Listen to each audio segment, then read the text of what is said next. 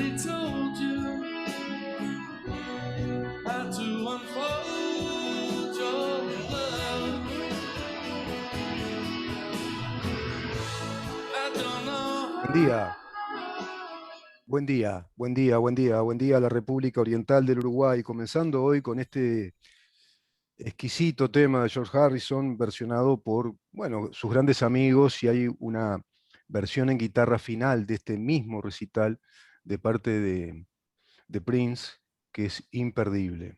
While My Guitar Gently Weeps, cuando mi guitarra llora o mientras mi guitarra está llorando.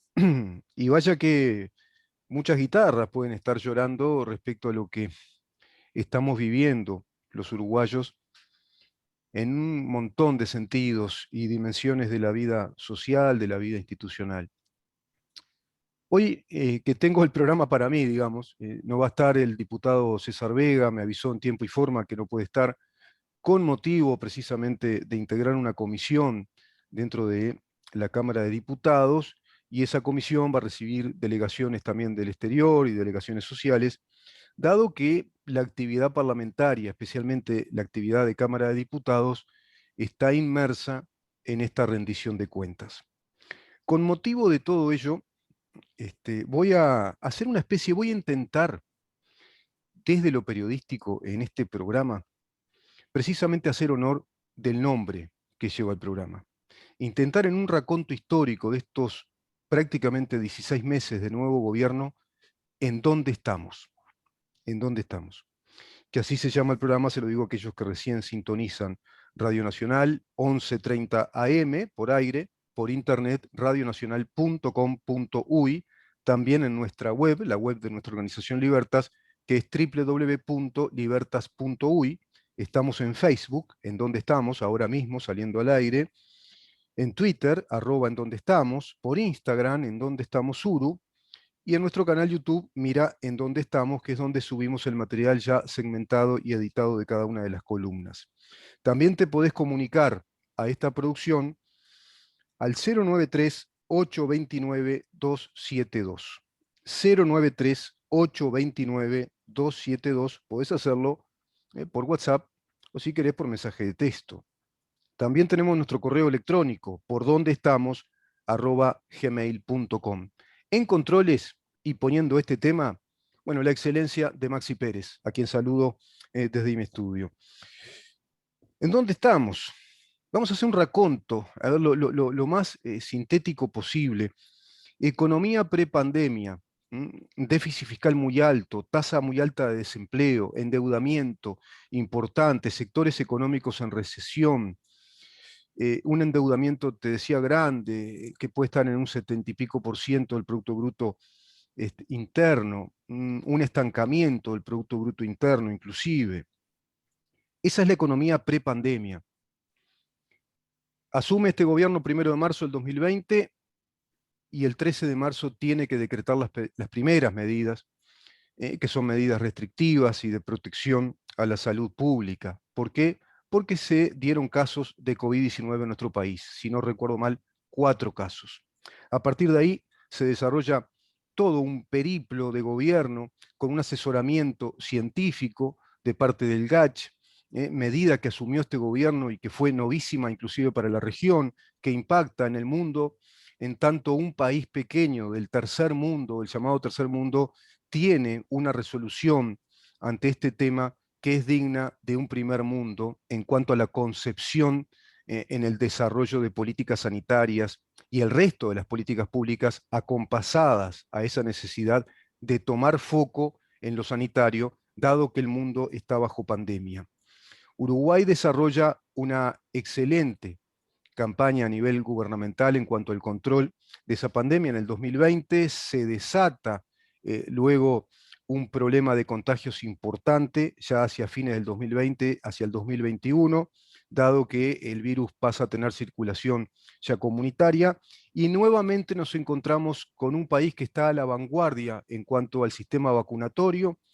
Tenemos un 65% de la población vacunada, inmunizada con 2 dosis y por supuesto ya pasados largamente los 14, 15 días después de la segunda dosis, y ahora entonces viene una campaña de tercera dosis para combinar la vacuna Pfizer con los que estamos vacunados con CoronaVac.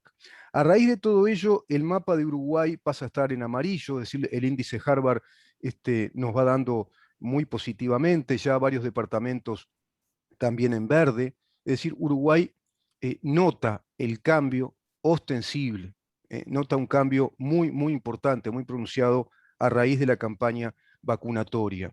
No hay ingresos a CTI por COVID-19, no hay nuevos casos graves tampoco, descienden y notoriamente, a raíz de ello se dan esas estadísticas que marcan departamentos en amarillo y departamentos en verde. En verde es los que están por debajo de los 10 casos cada 100.000 habitantes. En ese sentido, Uruguay se coloca una vez más a la vanguardia, con un 75% de la población vacunada y un 65% vacunada con las 2 dosis, es decir, vacunada específicamente, y un 75% con una dosis. En ese sentido, el gobierno ayer anuncia en conferencia de prensa que se abrirán las fronteras. ¿Y de qué modo? Bueno, parceló en el tiempo, segmentó en el tiempo, hizo 2 etapas, plantea un 1 de septiembre y luego un 1 de noviembre. 1 de septiembre va a permitir el gobierno que ingresen todos aquellos extranjeros que son propietarios, con el correspondiente registro notarial, con el certificado notarial, pueden ser familias que ingresen, y si acaso son familias con hijos menores y no están vacunados, tendrán que hacer entonces un PCR, por supuesto, y una cuarentena obligatoria. En el caso de que estén vacunados, nuestro gobierno también acepta como pasaporte, digamos, de vacunación las Sputnik que se están dando en la República Argentina. En ese sentido hay entonces una primera etapa, aquellos extranjeros que tienen patrimonio en nuestro país, que tienen propiedades, tendrán que certificar como corresponden, que son propietarios en nuestro país y podrán ingresar. El 1 de noviembre podrán ingresar todos los extranjeros, pero tendrán que hacer un PCR o directamente también mostrar su certificación vacunatoria. Pero además de la certificación vacunatoria, un PCR de todas maneras. Y aquellos menores de edad, es decir, los de 18 a 12 años, que no estén vacunados, porque todos sabemos que en Uruguay se apeló a la vacunación de los menores de 18 a 12 años, pero en otros países no se resolvió eso. En ese sentido se le preguntó al presidente y manifestó que en principio se piensa que se les puede ofrecer la vacunación en nuestro país a aquellos extranjeros que ingresen con sus hijos, sea un matrimonio, un concubinato, que ingresen con sus hijos menores, se les ofrece entonces esa vacunación. Y en principio va a ser gratuita de parte del Estado uruguayo. Todo ello tiene una lógica, explicó el presidente de la República. Se considera que a esa fecha, 1 de noviembre, la inmunización va a ser muy alta en el país, si continúa este proceso vacunatorio, si continúa este ritmo, e inclusive instan a la opinión pública de que se acelere ese ritmo, que incremente ese ritmo en cuanto a los que se anoten, que se anoten más personas para vacunarse. Entonces ahí se dará lo que se llama la inmunidad rebaño o la inmunidad colectiva, y Uruguay estará en condiciones también de ofrecer ese tipo de vacunas. ¿Cuál es la lógica de esto? La lógica de este tema es económica. Es económica porque apunta a la reactivación de la industria turística. Ese es un tema que yo quiero destacar hoy. Veo a un gobierno que está muy concentrado en dos grandes aspectos del quehacer nacional y del quehacer de su gobierno. La economía, la reactivación de la economía del país y la salud pública y el aspecto sanitario. Van de la mano, evidentemente, bajo pandemia. El gobierno ya muy concientizado de todo esto, muy inmerso en este tema, muy por dentro del tema, un gobierno, digamos que muy informado y con la cercanía y la sinergia que han tenido con la comunidad científica del país y que siguen teniendo, sabe de qué se trata entonces este tema de la pandemia, por lo tanto hace foco siempre en ese tema, pero con fuerte énfasis en la necesidad de la reactivación económica. En ese sentido, estas fechas de apertura de fronteras tienen que ver con la lógica preparatoria del turismo de temporada. Eso es así.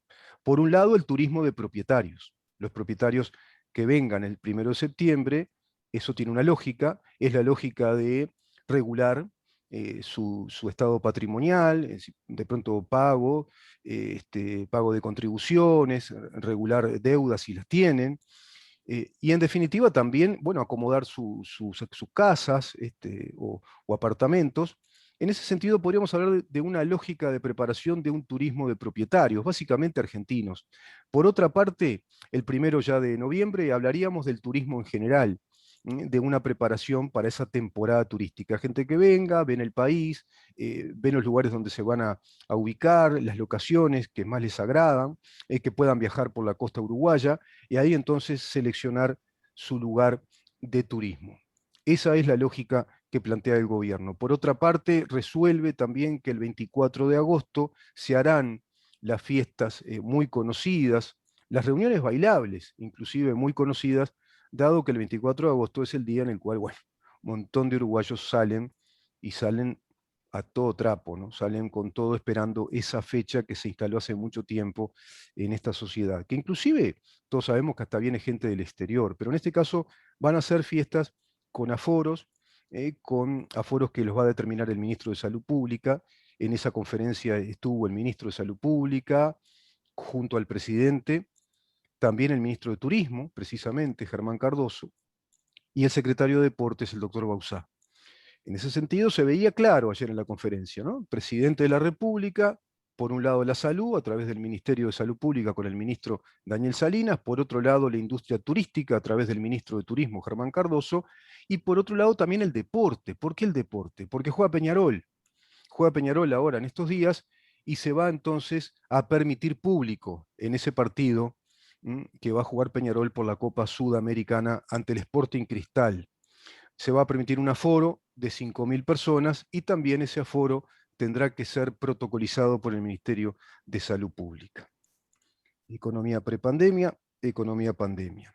Bueno, todos nos vamos a, si no se hace muy largo, ya todos conocemos las medidas que fue tomando el gobierno en materia de políticas sociales, en materia de subsidios, en materia de restricciones por un lado muy focales, por otro lado reapertura de actividades.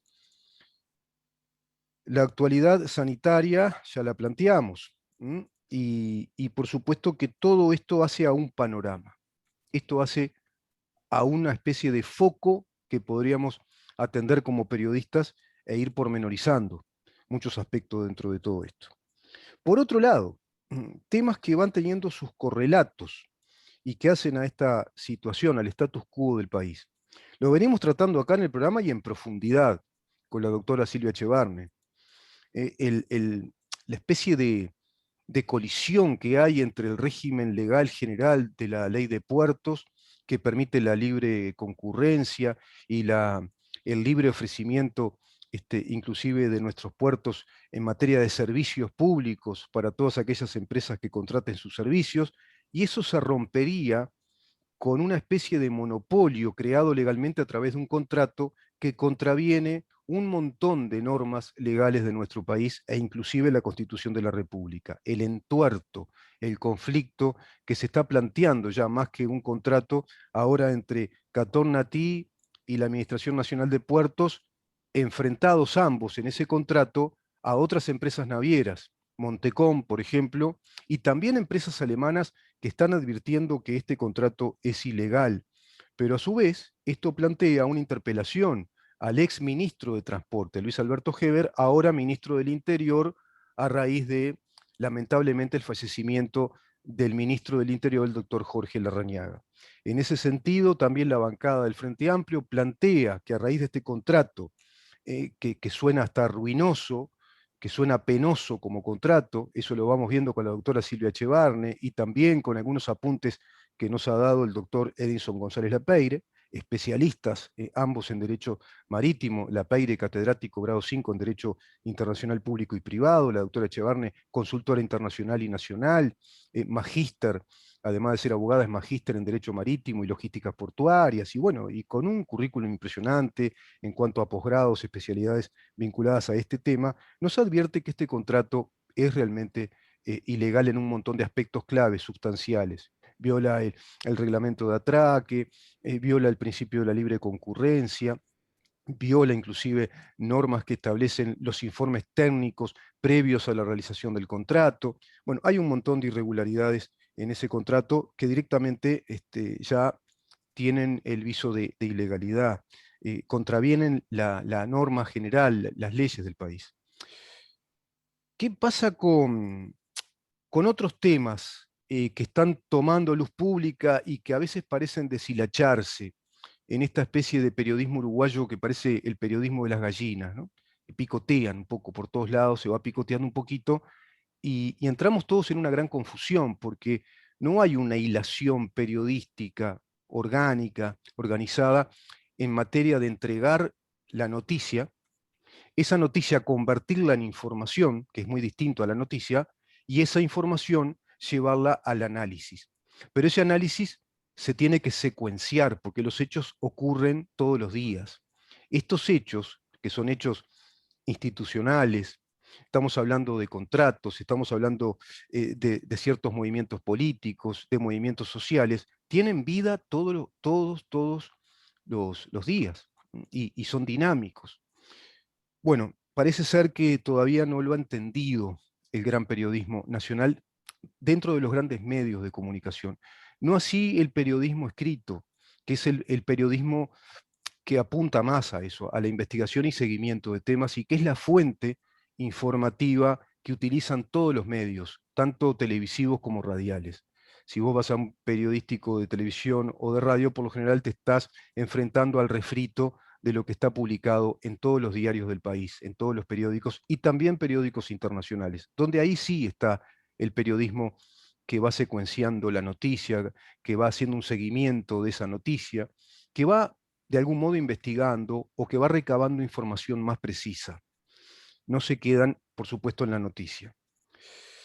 Bueno, evidentemente dentro de este panorama tenemos una campaña pro referéndum, dado que el gobierno vino con una nueva ley bajo el brazo, que es algo así como el pan que trajo, como el pan de cada día, que es esta ley de urgente consideración, que reformula al Estado en un montón de aspectos, son más de 500 artículos, es una ley que abarca todas las dimensiones del Estado y que nos viene a plantear la modernización y agilidad de un Estado más efectivo. Ha tenido 4 versiones esta ley de urgente consideración, inclusive en sus 2/3 partes también votada por el Frente Amplio, es decir, la bancada opositora hoy por hoy, y esa bancada opositora, junto a su fuerza política y el PIT-CNT, plantean impugnar 135 artículos de esta ley a través de la vía del referéndum. Esa recolección de firmas, que es la que exige la Constitución, que existan para que se habilite a esta vía del referéndum, tienen que ser el 25% del padrón electoral. Veremos si la Corte Electoral convalida ese 25% de las firmas que dijeron tanto los integrantes del Frente Amplio como del PIT-CNT y otras intersociales haber obtenido.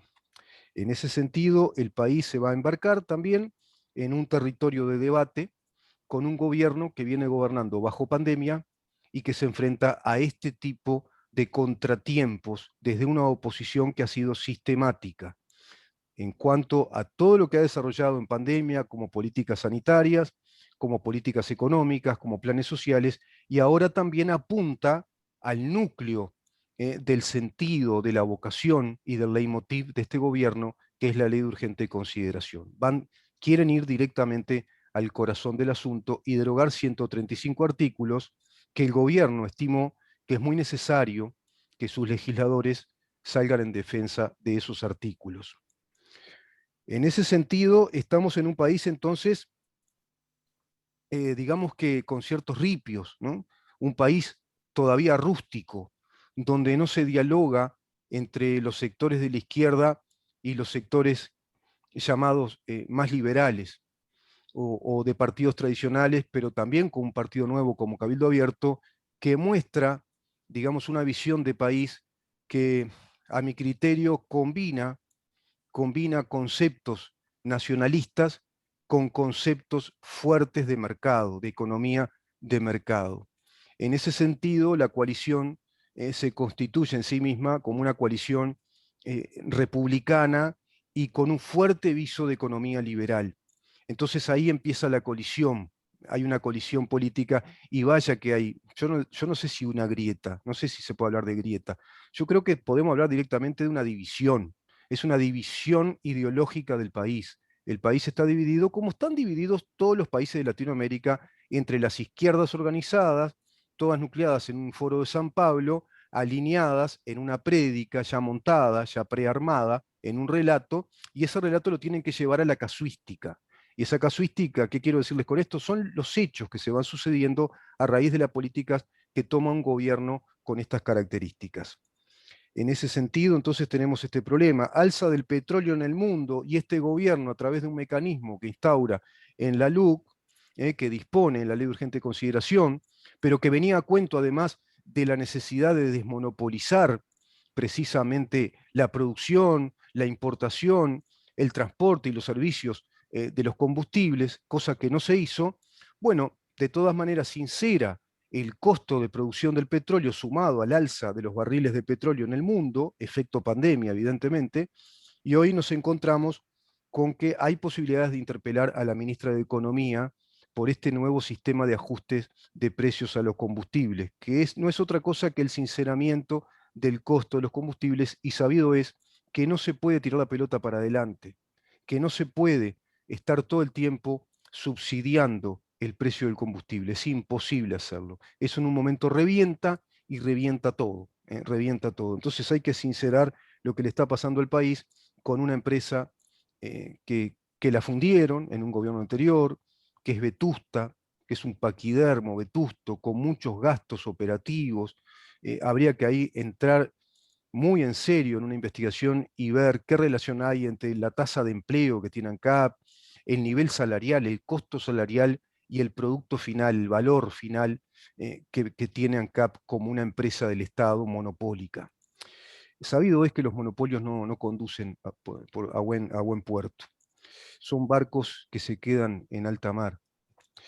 Bueno, movilizaciones sociales a raíz de esto. FANCAP, bombas, una bomba parece ser de estruendo en la oficina del ministro de Industria y Energía, hechos delictivos, evidentemente, ocupan el edificio de ANCAP. Previo a ello, funcionarios de OCE que reclaman más mano de obra para OCE fueron desalojados. ¿Por qué? Por violar un decreto del propio presidente Tabaré Vázquez, y a su vez, digo del propio porque es fue el presidente de la izquierda, ¿no? Fue el presidente que los gobernó cuando fueron gobierno durante 15 años y que había establecido un decreto que prohibía la ocupación de oficinas públicas. No así de lo privado, ¿viste? La ocupación de lo privado no se prohibía, pero sí lo público no me lo toques. Eso había planteado Tabaré Vázquez. ¿Por qué comenzaron a haber algunos líos en ese sentido? Bueno, esta ley de urgente consideración establece un equilibrio entre el derecho de huelga, el derecho a la propiedad y el derecho del no huelguista. Y en ese sentido también se violenta esa disposición de la LUC que establece la prohibición de las ocupaciones. Ocupaciones que se venían por todos lados, en la tablada, sacan la ocupación de la tablada en FANCAP porque el directorio de ANCAP precisamente sale rápidamente a decir que iba a escasear el combustible, se iba a trancar el servicio de transporte y de expendio de combustible porque se iba a ocupar la gran planta de la tablada. Rápidamente, ni lerdos ni perezosos sacaron a los obreros que estaban organizados para ocupar ahí, les dieron la orden de que no lo hagan y salieron a decir públicamente que desmintiera ese hecho el directorio de ANCAP y que quitara ese escarnio público para con FANCAP, que esa expresión infamante, bueno, fuera disculpada. Fíjate vos a qué extremo se llega, vaya que está dividido el país, vaya que está dividido. No hay un buen clima, no hay un clima fluido de negociaciones. A su vez, el Ministerio de Trabajo, precisamente planteando negociaciones excepcionales y un clima de negociaciones rumbo al 2022. Por otro lado, el gobierno concentrado en temas económicos, como te decía, y sanitarios. El gobierno concentrado en eso. ¿Y qué está sucediendo? Paralelamente a todo este mundo de cosas. Podés agregar, voy a ir al final del programa con los atentados, las bombas, los atentados que hace tiempo están ocurriendo en el país y ante autoridades policiales, oficinas, edificios del Ministerio del Interior y también de Fiscalía. Es decir, son atentados contra la policía y contra la justicia. Cabe la pregunta, ¿verdad? ¿Qué es lo que está pasando acá? ¿Son hechos aislados, inconexos? ¿Hay una hilación de hechos? ¿Hay un periodismo que esté investigando esto a fondo? ¿Hay una investigación policial que esté a la sombra aún de la opinión pública? ¿Cuántas preguntas, no? ¿Hay pedidos de informes respecto a estos temas al ministro del Interior, por ejemplo, de parte de diputados? Eso también lo vamos a ir averiguando en el programa. Bueno, y te digo entonces que a raíz de ese tema, Ministerio del Interior, tenemos que recordar que el gran mentor, el artífice, el gran vocacional de esa profunda, ese profundo cambio de política pública en materia de seguridad, falleció. El doctor Jorge Larrañaga era ese líder natural en este tema, que lo había investigado por muchos años, que estaba muy consubstanciado con él, que todos saben la personalidad que le caracterizaba, un hombre que hacía carne sus ideas, que era un apasionado por los temas y que era proactivo en todo ello. Era un hombre de transitar, era un hombre de andar a pie, no era un burócrata. No se sabe, hay un gran signo de interrogación con este nuevo ministro que puso el presidente en su lugar. No es santo de devoción de mucha gente, ¿eh? Eso también debo decirlo con total honestidad. No ha sido un legislador que haya destacado con grandes obras legislativas, por ejemplo. Es un hombre que perdura en la historia política del país, como formando parte de esas castas políticas o clases políticas, pero no se sabe, en definitiva, qué capacidad de gestión tiene. Sí se sabía perfectamente cuál era la capacidad de gestión de Jorge Larrañaga, y no solo eso, Jorge Larrañaga tenía seguidores dentro del Partido Nacional, tenía fervientes adherentes, era un líder natural, tenía admiradores, inclusive renovó al Partido Nacional cuando hizo aquella especie de campaña digamos, de población juvenil en el partido. Empezó a poblarlo de jóvenes, a entusiasmarlos para comprender la política, para militar dentro del partido, para ir aprendiendo política dentro del Partido Nacional, cosa que no estaban haciendo los partidos tradicionales y les ganaba por goleada el Frente Amplio. Si hay fuerza militante que trabaja como hormiga, como lo había hecho la ex canciller, la ex embajadora Portela, la que tanto defendió Mujica, que parece que no era muy inteligente, a la que le perdonó la deuda Carolina Cose, pero parece que trabaja como una hormiga. Bueno, todos los frentistas trabajan como hormiguitas militantes, y ahí le ganan por goleada a los partidos tradicionales que se durmieron, no ya en los laureles, sino durmieron la siesta, y pensaron, como una vez nos dijo hace poco tiempo Mercedes Vigil, un concepto con el cual yo comulgo plenamente. Muchos liberales subestimaron durante la historia a las izquierdas pensando que se les ganaba con hechos, tan solo con gobernar. Y no es así, porque la izquierda es experta en instalar el relato y ese relato no es fácilmente discernible por la población no avisada en los temas políticos. La mayoría de la población siquiera saben que la propaganda es un ardid político y que hay muchísimas tecnologías y técnicas propagandísticas para llegarle a la población. Hay muchísimas. Siquiera saben muchas personas en nuestro país que esto incluso tiene un mentor original, como fue Goebbels, con el líder de la propaganda nazi. Pero también los líderes de la propaganda han sido los soviéticos. La Unión Soviética ha sido un régimen que vivió desde la propaganda política, en su interna, es decir, hacia el interior de esas repúblicas socialistas soviéticas y hacia el exterior en esa Guerra Fría. Vaya que ha sido así que hasta, bueno, han desarrollado un montaje tecnológico impresionante, con espionajes tecnológicos, que se convirtió en esa Guerra Fría por la carrera para conquistar el espacio, para llegar a la Luna y establecer satélites. Bueno, vamos a dejar por acá esta primera parte, porque quiero entrar a algo más puntual dentro de este panorama, donde vamos viendo precisamente dónde estamos como país, como sociedad, dónde está el gobierno, entre quiénes se está gobernando, a quiénes nos está gobernando. Bueno, quiero ir para el tema de las bombas Molotov, los atentados, y voy a hacer una especie de raconto de hechos que no son de ahora, que hace tiempo que vienen sucediendo, y creo yo que algo nos están indicando. Vamos a una pausa, si te parece, Maxi, quédense ahí, porque tenemos que saber precisamente en dónde estamos.